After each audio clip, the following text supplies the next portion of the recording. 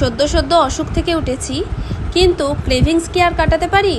বহুদিন আইসক্রিম খাইনি, তাই সুইগিতে অর্ডার করে দিয়েছিলাম এই চকো চিপস ভ্যানিলা আইসক্রিমটা, যেটা সরি এটা ভ্যানিলা নয়, এটা রেনবো আইসক্রিম ছিল।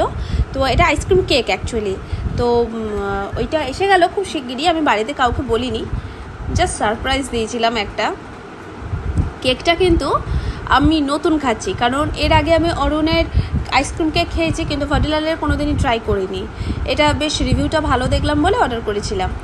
তো দেখতে তো বেশ সুন্দর, খেতে জানি না কীরকম হবে, তবে মন্দ লাগছিল না। ওপরে পুরো চকো চিপস আর বাদামের টুকরোয় ভর্তি ছিল।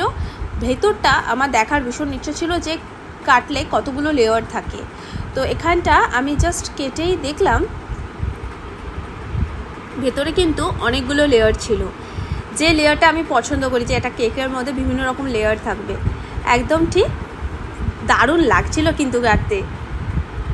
সাধারণত নর্মাল কেকে যেরকম একটু সফটনেস থাকে, আইসক্রিম কেকে কিন্তু সেই সফটনেসটা পাওয়া যায় না, যেটা আমি খুব ভীষণ এক্সপেক্ট করছিলাম। কিন্তু যাই হোক, ওটাকে কোনো রকমে একটু শক্তভাবে ভাবছিল, ওটাকে আমি জাস্ট কেটে নিয়ে সার্ভ করে নিচ্ছিলাম নিজেদের মধ্যে।